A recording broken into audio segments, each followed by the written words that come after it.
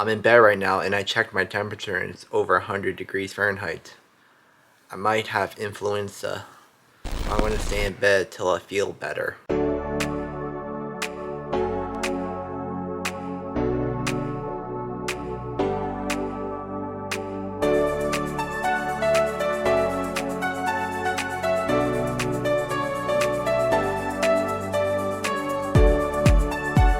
Hey guys, welcome back to my YouTube channel. So in this video, I'm going to be sharing with you my data analysis project I worked on. For this project, I was interested in doing something related to biological or biology. So I decided I wanted to do a public health surveillance, and I found this data set that has a whole bunch of viruses related. So I thought I could incorporate that using that data set from 2023. And in this project, I used Python, Tableau, and also a software I wanted to introduce you in this video called SAS, which is known as Statistical Analysis System. It's basically a software that codes and uses statistical analysis, and I also used it in college too when I was at Rutgers. They introduced me to SAS, so I thought it would have been beneficial. And also it's great for doing multivariate analysis, not only statistical, but in other fields, including criminal justice. You could do criminal investigations and a whole lot more. So definitely I'm excited to share with you this new software and the tools and methods I use in this project. So without further ado, let's get into it. Alright guys, so now I'm going to be sharing with you my data analysis project. You see the title of my project is called Public Health Surveillance Through Experimental Design Methods. Weekly Trajectories of Respiratory Viruses. And like I said, I wanted to do something related to biological terms or a biology project, so I thought this would be interesting to share with you guys. And you can see in the background I used something related to biological, or my biology project, which is viruses. So here's my storytelling. In my project, I aim to analyze the prevalence and transmission patterns of COVID-19, influenza, and RSV through a comprehensive data analysis using Python, SAS, and Tableau. Using ANOVA, I identify significant differences in test positivity rates among the pathogens. The split plot design and optimum allocation for the Dunnett test in Python ensured robust comparisons. SAS further validated my findings with the general linear test, accounting for weekly variability and one-way random effects model. Tableau visualizations including line charts and tree maps, highlighting seasonal trends and the impact of public health measures. These insights suggest that targeted public health strategies can mitigate the spread of these viruses. Future research should focus on understanding specific factors driving prevalence, optimizing public health measures, and refining detections, preventions, and response strategies for respiratory viruses. So I'm going to be introducing all of those softwares later in my project. And here are some questions I want you to think about when you're watching and hearing my project. What are the specific reasons behind the higher prevalence of RSV compared to COVID-19 and influenza? And how can this understanding help in crafting effective public health strategies? How do seasonal patterns and environmental factors influence the transmission of respiratory viruses like RSV, COVID-19, and influenza? And what actions can be taken to mitigate these effects? How do population characteristics such as age and pre-existing health conditions affect the prevalence of severity of these respiratory viruses? And what adjustments to public health measures can be made to effectively control the spread of RSV, COVID-19, and influenza, given the distinct features and transmission modes? And how can future research expand on the results of these studies to enhance virus detection, prevention, and response strategies for respiratory illnesses? These are some questions I want you to think about and while I'm doing and showing you the project. So first, here's where I got the data set. I got the data set from healthdata.gov, which is managed by the U.S. Department of Health and Human Services, which is also a U.S. or American government website offering a comprehensive collection of health-related data and statistics. And it provides access to datasets from federal agencies, including the CDC, known as Centers for Disease Control and Prevention. You can see right here, that's where I got the particular dataset from. It's provided by data.gov,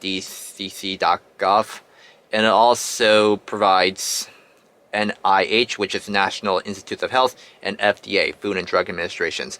And it serves as a valuable resource for researchers, policymakers, and to the public to explore to analyze health information. And the software that I use in this project are Excel, Python, Tablet, and obviously I told you was SAS. Now this one I'm definitely interested in showing you. And here's also a data set. You can see I just showed you the first 9 rows of the data set. Well, this is the start, but the columns are weekends, pathogens, and the percent test positivities. So you can see every week. This is how I imported the data set using Python. You can see I imported using pandas, and then I have the project and the head, and this is to check if there's any missing values. So the output was this. We're all good. There's no missing values. And here's the ANOVA test that I am conducting, and here's the code. And basically, for the ANOVA test is basically for me to determine if the observed differences in mean percent test positivity rates among the pathogens are statistically significant. And I would have to check, first I would have to check assumptions and see if they are independent. And to see if the observations are independent, that's what I said. And next is normality, which is if the percentage positivity is approximately normally distributed within each group. And the last, there is also the homogeneity of variance, if the variants are similar across groups. And I wanted to also tell you that when you're performing a ANOVA test, there is also the null and alternative hypothesis.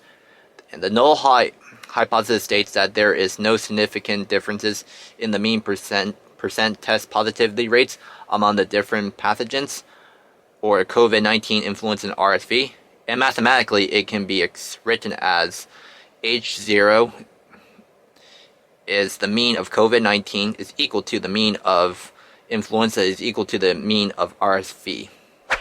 And the hypothesis states that there is at least one pathogen that has a different mean percentage positivity rate compared to the others. And it can be written as H1 is equal to at least one mean I is different, where mean I represents the mean percentage positivity rate for each pathogens.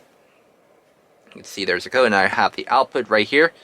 And based on the output of the ANOVA test and the Tucky HSD post-hoc test, here's an interpretation I just wanted to share you. So first, I can see that there is no statistically significant difference in percent test positivity between COVID-19 and influenza. And since the p-value, which is 0.166, is greater than 0.05. However, the influenza and the RSV, there is a statistically significant difference. You see down here in the percentage between COVID-19 and RSV. Since the PSV, the p-value is 0.0004, which is less than 0.005, and we can also see that the RSV has a higher mean percent positivity and a higher percentage test. Since the p-value is 0.00997, which is greater than 0.005. And overall, these results suggest that the RSV has a higher prevalence in the test period compared to COVID-19, but there is no significant differences in percent test positivity between COVID-19 and influenza, nor between influenza and RSV. And this comes to my conclusion, and a question that I want you to think about is why there is a higher prevalence and percentage test positivity in RSV compared to COVID-19 and influenza. One common factor is seasonal patterns, and based on the dataset, RSV seasonal peak aligns with the data. And also another is testing and reporting practices, higher testing rates or more sensitive diagnostic criteria for RSV.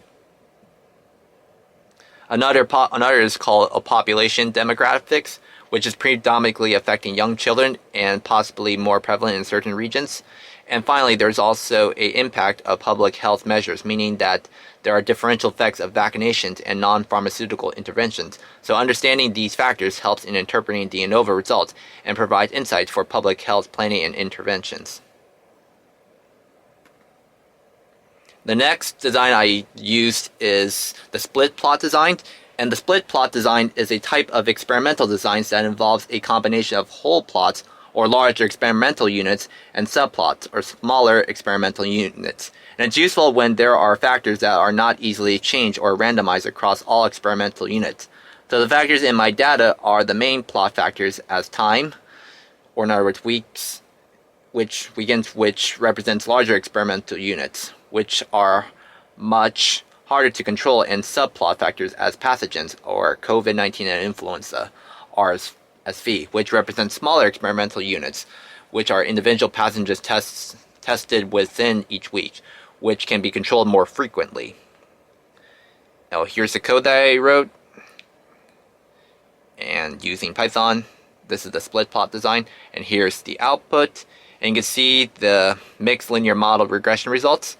And for the model information, you can see mixed LM, which is the mixed linear model, the dependent variable, which is the percent test positivity. The method is, we also have the method, which is REML, which is the restricted maximum likelihood. There are 264 observations. The number of groups are 88, 3 for the min, 3 for the max. Mean group size is 3.0, and for the scale is 19.5598, which represents the scale parameter, which is related to the variance of the residuals. And for the fixed effects, you could see down here that the intercept represents the estimated mean percent test positivity when the pathogen is COVID-19. You could see that the coefficient is 7.891, 0.576, 13.704. And for first, I wanted to give you an interpretation for the mean percentage positivity for COVID-19 is 7.891%, which means that on average, when COVID-19 is the pathogens tested, the percent positivity rate is 7.891%. And for influenza, we could see that the coefficient of negative 1.480, it indicates that the mean percentage positivity for influenza is estimated to be that, which is lower than COVID-19. And the difference is statistically significant, suggesting a lower positivity rate for influenza compared to COVID-19. And the negative coefficient suggests that the presence of influenza is associated with a decrease in percent test positivity compared to the baseline pathogens. So as flu seasons approach annually, this finding implies that public health measures targeting influenza could potentially reduce overall test positivity rates. And for the RSV, you can see that the coefficient of negative 3.159 indicates that the mean percentage positivity is lower than COVID-19, and the difference is highly statistically significant since negative 3.159 is less than 0.001, indicating a significantly lower positivity rate for RSV compared to COVID-19. And the large negative coefficient for RSV indicates an even stronger association with lower percentage positivity compared to both the baseline and influenza. And this finding is particularly relevant for understanding respiratory illnesses, suggesting that the strategies to mitigate RSV outbreaks could significantly impact test positivity rates. And for the group, I want to show you also the group variance, and this represents the variance of the random effect for the weekends, and the estimated variance is 9.616, which suggests that there is a variability in the percent test positivity rate across different weeks. And we could see that the variability is captured by the random intercepts for each week. And the variance estimate reflects substantial variability in percentage positivity between the different groups. So in future studies of public health strategies, understanding the factors contributing to this variability such as environmental conditions, population demographic, or healthcare access could inform targeted interventions to minimize disparity in test positivity rates across different settings or populations. So overall, the mixed linear model or the split plot design provides me insights onto how the percentage positivity rates vary among different pathogens, with COVID-19, influenza, RSV as a factor, while accounting for the nested structures of my data, which are weeks nested with pathogens. So next is the optimum allocation for the Dunnett test, and this is another statistical method used in experimental designs I wanted to share and show with you. And it's basically particularly in clinical trials or experiments when multiple treatments and they're compared to a control group. And it helps researchers or analysis to allocate resources such as sample sizes optimally across treatment groups and the control group. And this ensures that the study of experiments is sufficiently empowered to detect meaningful differences between groups. And the Dunnett test would be used in my dataset to analyze the mean percentage positivity for 3 pathogens, comparing the control group, and the test determines whether the observed differences in the test positivity rates between each pathogen and the control group are statistically significant. So here's the output for my optimum allocation for the Dunnett test.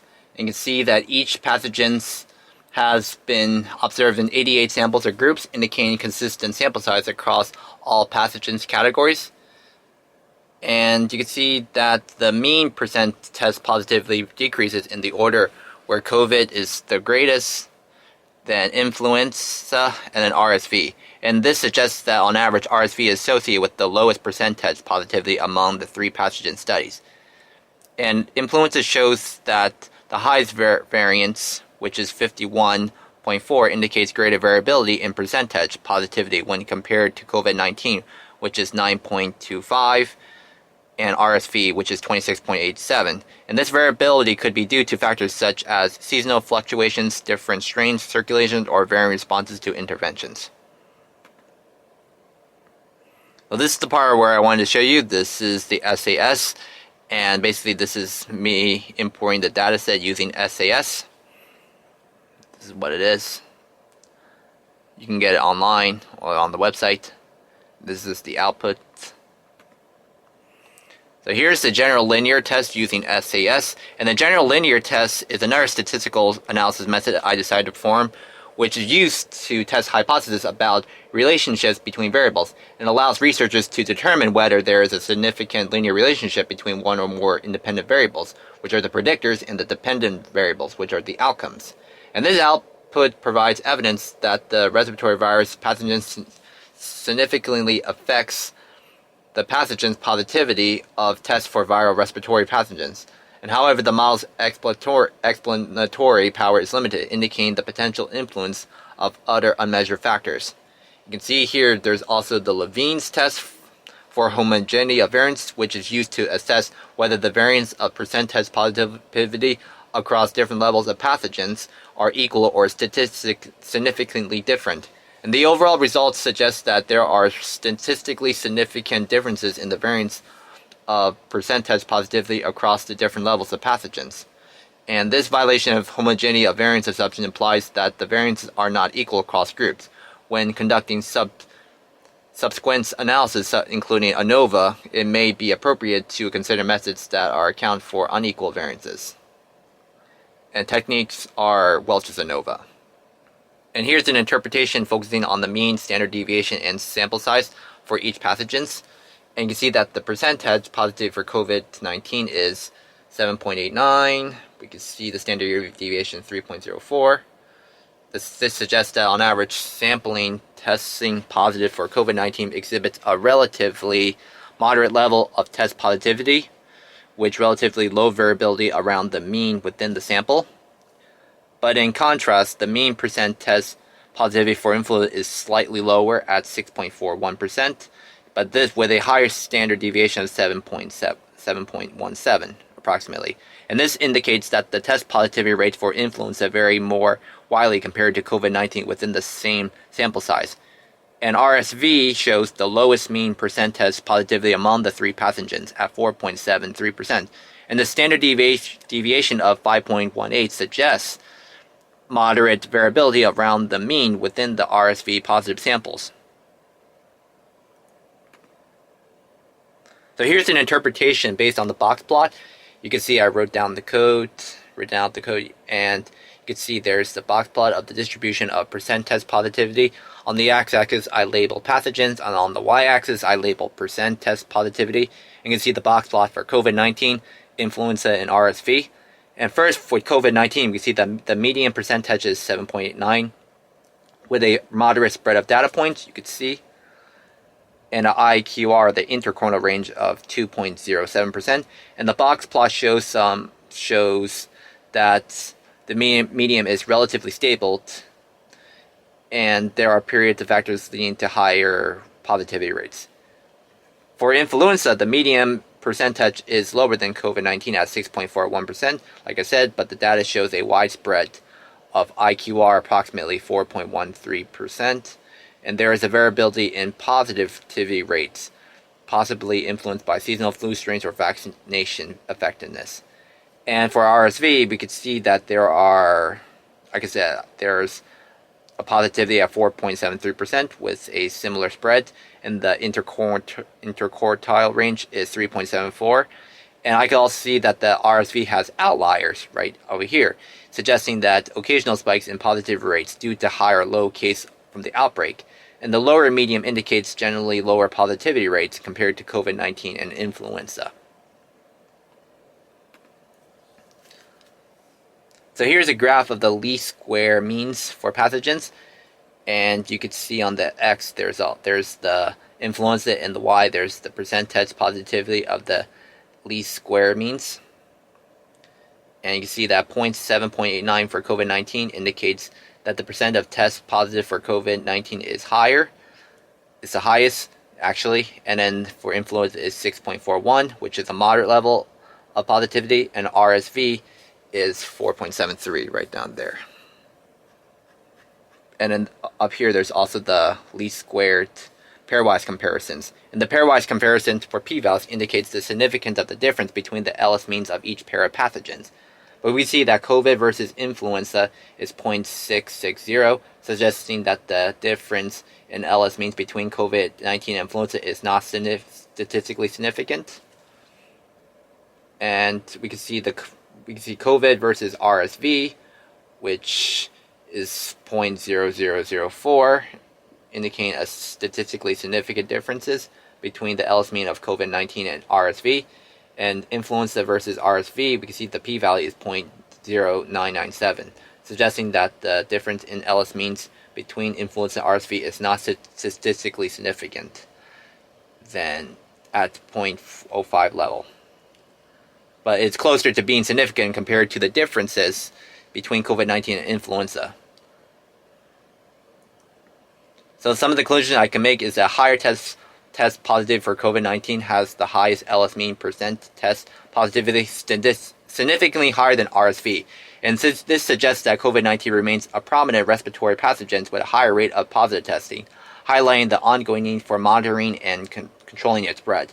And moderate positivity for influenza, that the LS mean percent test positive for influenza is lower than COVID-19, but not significantly different from the RSV.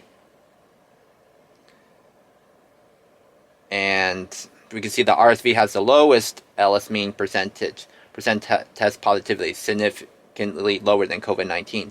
And this can imply that at the time of the data collection, RSV was less prevalent, or at that testing and detection efforts were less intensive compared to COVID-19. And here's a plot again for the Tuckey HSD comparison plot for percentage positivity among the pathogens of COVID-19. And this plot visually represents the pairwise comparison in their statistical significance between the pathogens COVID-19, influenza, and RSV. And basically we see the elements down here. We could see the pathogens labeled, and the X and Y axis is pathogens COVID-19, influenza, and RSV. And the lines representing over here show the mean differences between each pair of pathogens. and significant differences indicate by the blue lines, and these differences are statistically significant at the 0.05 level, and non-significant differences are indicated by the red lines, which means that these differences are not statistically significant. And the dash diagonal line represents that there is no difference, that is a mean of difference of 0. In an interpretation of this plot, we can see that the comparison between COVID-19 influenza is shown by a red line indicating the differences in percent test positivity between these two pathogens, which is not statistically significant. And between COVID-19 and RSV, the comparison between COVID-19 and RSV is shown by the blue line indicating a significant difference, and COVID-19 has a higher mean percentage positivity compared to RSV. And for influenza versus RSV, we can see that the comparison between those two is shown by another red line indicating the difference in percentage positivity between these two pathogens, which are not statistically significant. So there's another statistical method I use called the one-way random effects model. And the one-way random effects model is a statistical method used in panel data analysis to address unobserved heterogeneity, assuming the heterogeneity is not correlated with the independent variables. And based on the output from the SCS, using the PROC-mix procedure for the one-way random effect model, we could see I give the interpretations of the covariance parameters down here, which is the estimate variance is 6.155, and this represents the variability and percentage positivity attributed to different weeks, and the residuals, which is the residual variance within group variance, is 19.5599, representing the variability not explained by weekend of or pathogens. And then the fifth statistics is the value of -2 log likelihood is 1609, and this is a measure of how well the model fits the data based on the likelihood functions. So the lower the value indicates a better fit, suggesting that the current model provides a reasonable fit to the observed data.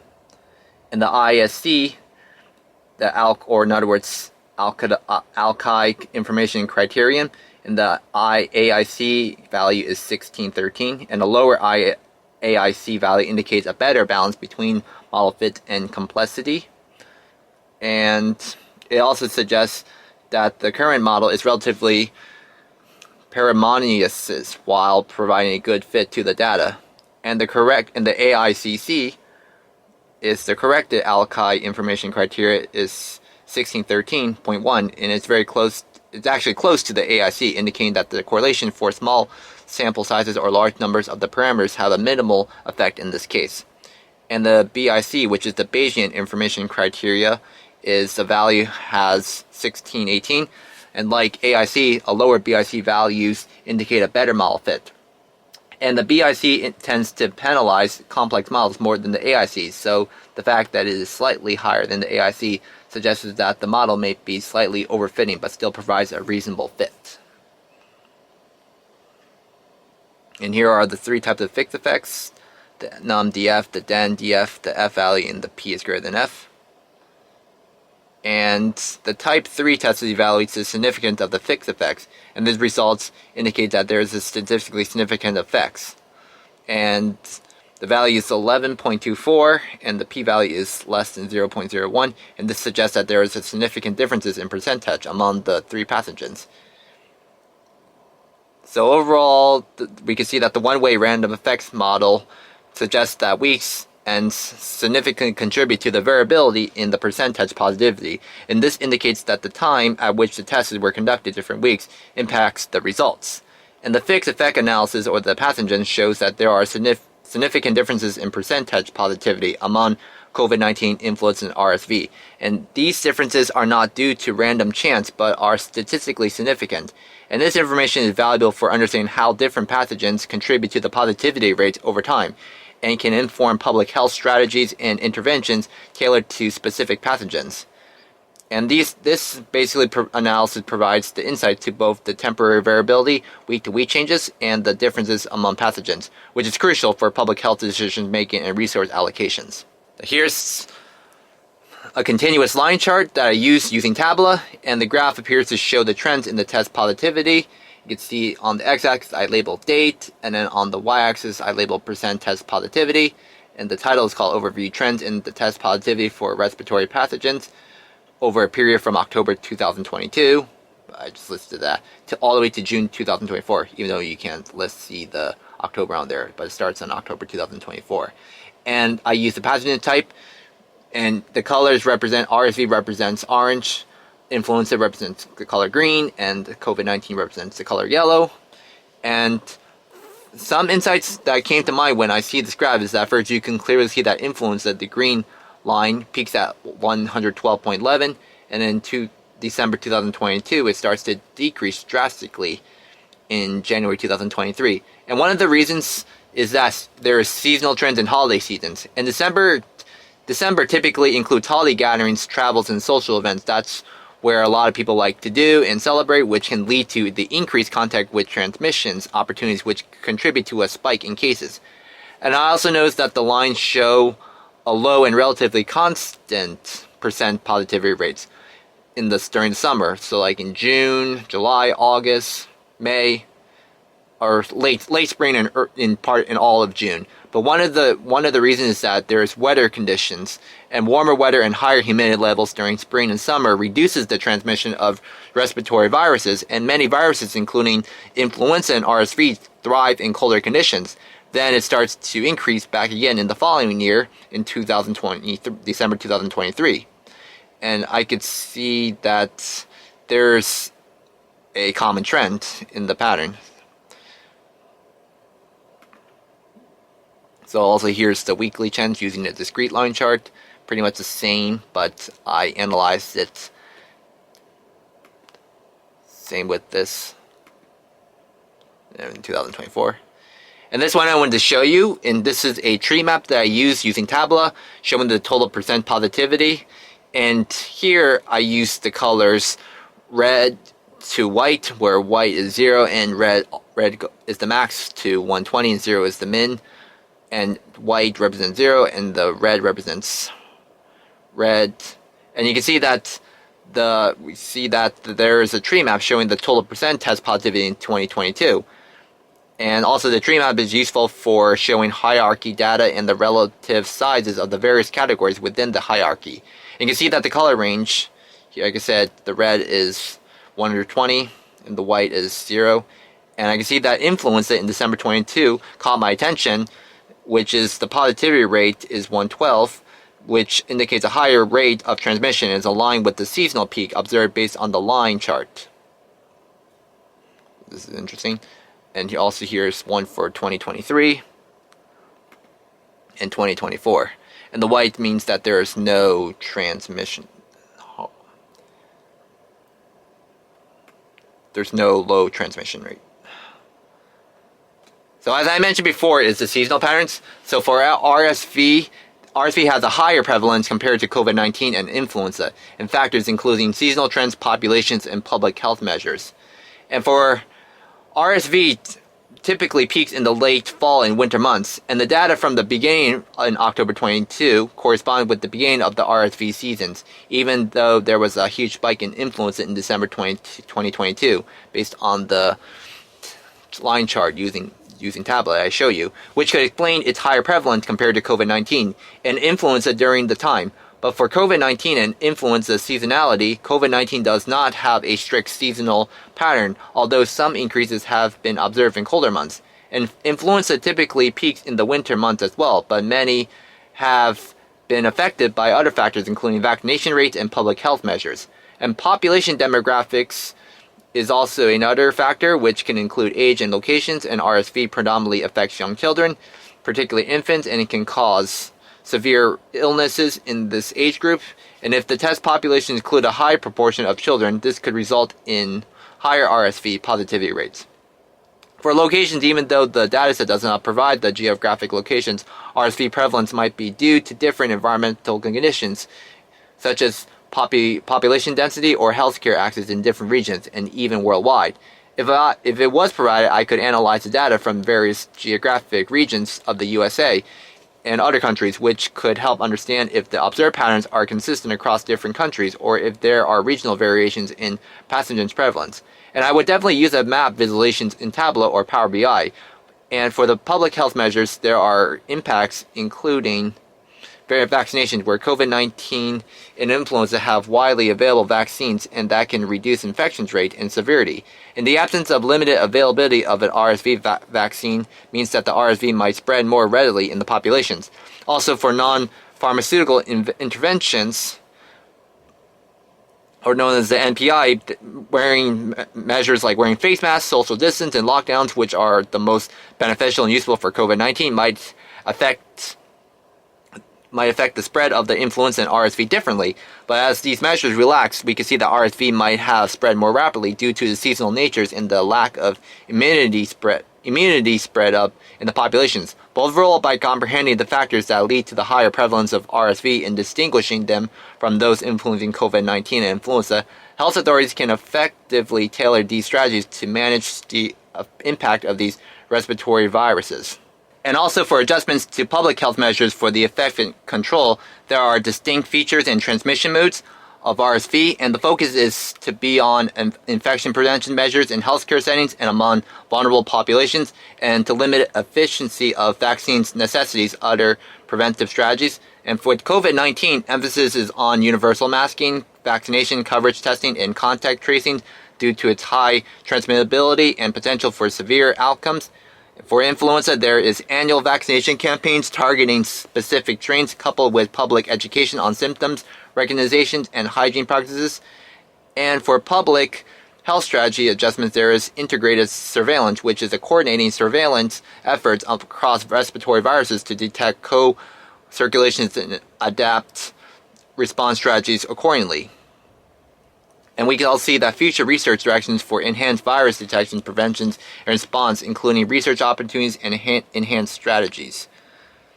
And for future research directions for enhanced virus detection, prevention, and response, there are research opportunity tools, including improved diagnostic tools, which is developing rapid, accurate diagnostic tests that differentiate between RSV, COVID-19, and influenza to guide timely clinical management and public health responses. Another is a vaccine development, which is advancing RSV vaccines research to improve efficiency and durability of immunity, especially for the vulnerable populations. And understanding immune responses is investigating host immune responses to different respiratory viruses to inform vaccine strategies and therapeutic interventions. And there are also enhanced strategies including public health integrations, where integrating data from epidemiological studies, geometrics, sequencing, and immune profiling to enhance predictive models and early warning systems for respiratory outbreaks. And also there is global collaborations, which is a strengthening international collaborations on surveillance, data sharing, and response strategies to mitigate cross-border transmission and global health impacts. So overall, by addressing these conclusions, it requires a multi-faceted approach that considers the unique characteristic, transmissions, dynamics, and population's vulnerability associated with RSV, COVID-19, and influenza. And by leveraging insights from current research and advancing future studies, public health strategies can be tailored to effectively control the spread, minimize severe outcomes, and enhance preparedness for respiratory illnesses. So thanks for watching my project. I hope you enjoyed it. This is something I was interested in. And be sure to subscribe to my YouTube channel. This is my channel you should subscribe to. I also have two different channels too. I have John Kim Blues Clues Drawings, where I draw my own clues, and my John Kim TV shows and games, where I make my own and upload my own games. I also have my Instagram, my Snapchat, and my Facebook.